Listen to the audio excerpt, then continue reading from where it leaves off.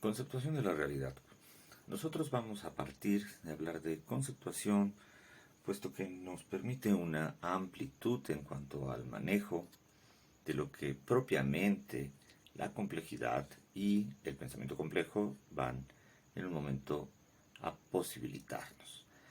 Entonces, lo primero es separarnos de la cuestión referente al término. Los campos formativos han ido tecnificando su discurso, es decir, vamos requiriendo de mayores especificaciones dentro de los sistemas parcelarios, pero además lo que se ha buscado es producir una discursividad homogénea, común a diferentes disciplinas, y esto elimina, por supuesto, la complejidad y también va a ir pautando una manera poco clara de hacer una transdisciplinariedad, porque lo que nos va a ir inculcando es una lógica limitada e incluso limitante.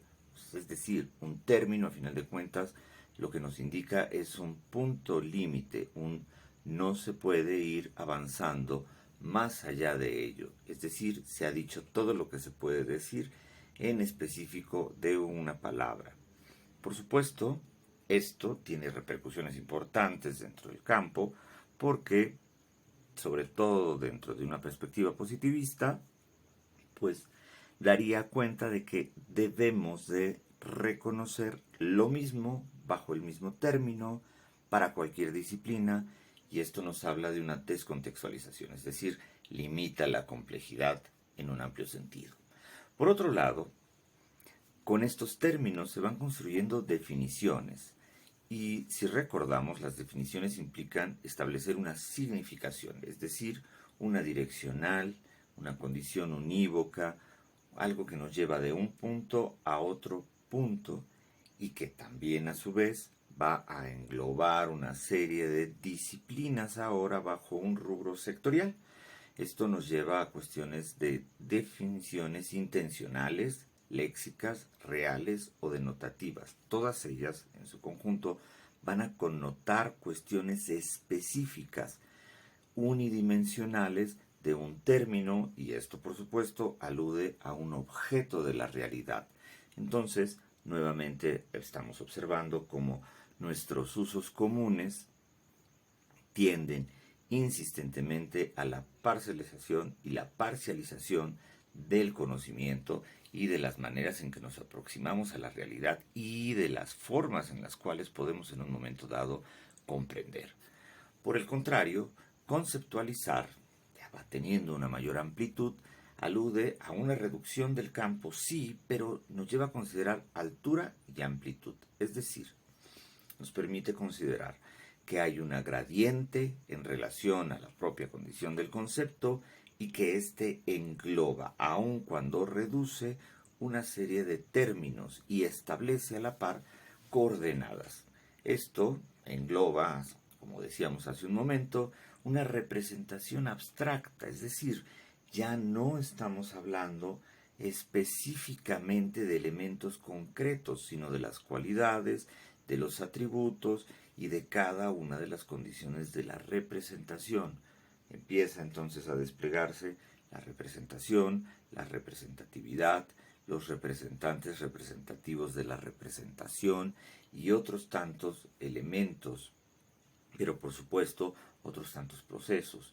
Como en algún momento se ha ido señalando, los complejos representacionales entonces cobran una fuerza diferente, y lo que nos ilustran son los diversos giros que van teniendo unos para con los otros. Aún con ello, no debemos dejar de lado que se sitúan entre dos puntos, pero ya nos indican que entre un punto y otro existe una serie de giros que van a dar cuenta de otras maneras de trabajo, de otras formas de organización, de una condición de multinivel, sin que por ello, hay que ser muy claros, se abandone la idea de encontrar una cuestión que sería una relación de comprensión entre uno y otro. Algo que quizás Jaspers nos iba señalando hace tiempo, con las relaciones de comprensión desde la fenomenología, por supuesto desde el campo de la psicopatología, pero que nos hacía ¿no? Pensar justamente en los procesos psíquicos de los sujetos y cómo vamos abordando y aprendiendo la realidad en un momento dado. Más allá, conceptuando la complejidad, ahora ya sumando este elemento, pues tenemos que encontrar una diferencia en cuanto a la apropiación y el uso de los objetos. Ahora cambia, no solo es el sentido, sino la intencionalidad, y la intencionalidad del uso de un concepto y del estarle conceptuando, ¿no? Nos habla ahora ya de lógicas multidimensionales, restablece la complejidad, y estas lógicas multidimensionales nos empiezan a señalar las cuestiones tiempo-espacio, persona, pero por supuesto también circunstancia, ¿no? Dimensión planetaria, meso, micro, macro lecturas, es decir, una trama discursiva que no se agota como el término, que no nos lleva de un punto al otro en específico como la definición, que no deja de lado cada uno de los elementos abstractos que ya veníamos observando con el concepto como tal, sino que invita a leer y a encontrar, es decir, una lectura, por supuesto, una aproximación hermenéutica, todos y cada uno de esos giros. Y como en la imagen puede apreciarse, todos estos giros ya no son relativos al punto A y al punto B. Se ha transformado esto en una flecha direccional, es decir, se arranca de un punto, efectivamente, se establecen una gran cantidad de giros, ¿no? Vueltas, giros que van demarcando posiciones y que van posibilitando lecturas en todas estas posiciones, y se tiene entonces una línea del otro lado que concluye como una flecha. Esto nos habla de una direccionalidad y una intencionalidad.